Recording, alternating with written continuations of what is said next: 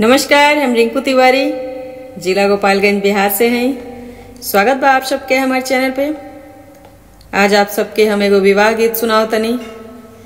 आप लोग हमारे गाना ज़्यादा से ज़्यादा शेयर करी लोगिन और कमेंट में ज़रूर बताई लोगिन कि आप लोग के गीत कैसन लागल है।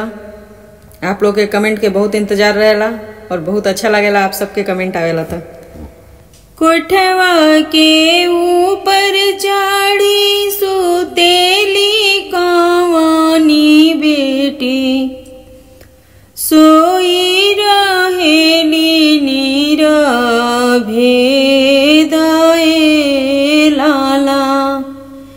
कोठवा के ऊपर चढ़ी सुतेली कवानी बेटी, सोई रहेली नीरभे दए लाला। सोई रहेली नीरभे दए लाला। पैसी जगावेली बेटी के आमा हो, पैसी जगा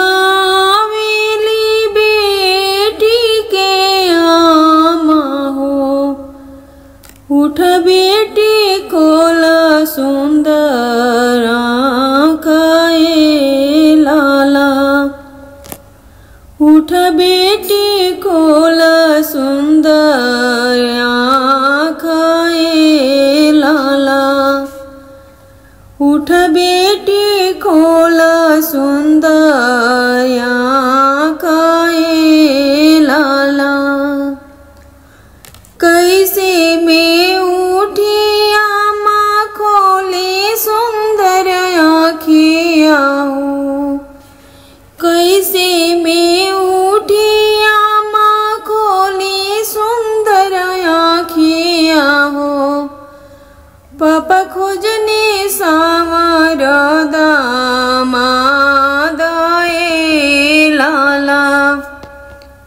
पापा खोजने सावर दामाद ए लाला।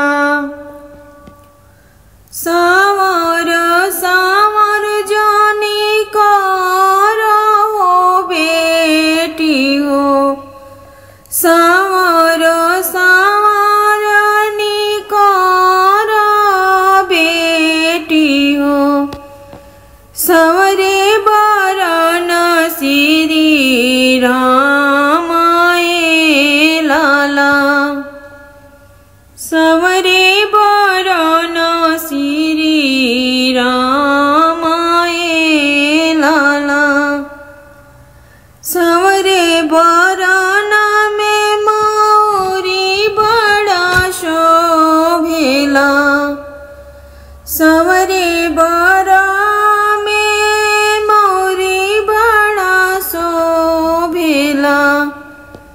चंदन शोभेला लीला रे लाला। चंदन शोभेला लीला रे लाला। कोठवा के ऊपर चढ़ी सुतेली सुंदरी बेटी, सोई रहेली नीरभे दए लाला। सोई रहेली नीरभे दए लाला। पैसी जगावेली बेटी के चाची हो, पैसी जगा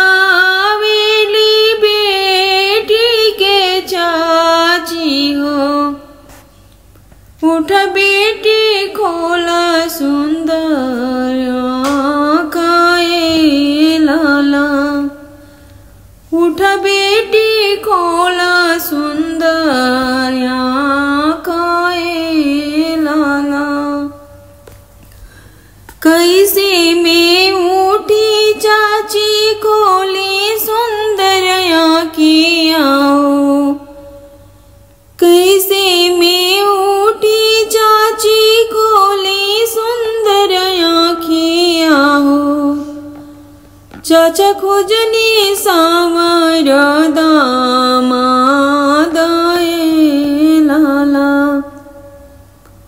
चाचा खोजनी सावर दामाद ए लाला। सवरे बारा न जाने कारा हो बेटी हो। सावर सावर जाने कारा बेटी हो।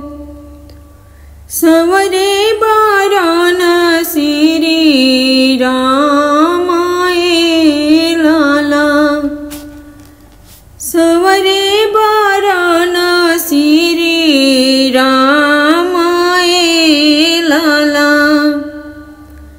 सवरे बारावा में मौरी बड़ा शोभेला। सवरे दूल्हा में मौरी बड़ा शोभेला। तिलक शोभेला लीला रे लाला। तिलक शोभेला लीला रे लाला। तिलक शोभेला लीला रे लाला। कोठवा के ऊपर चढ़ी सुतेली दुलरवी बेटी। सोई रहेली नीरवे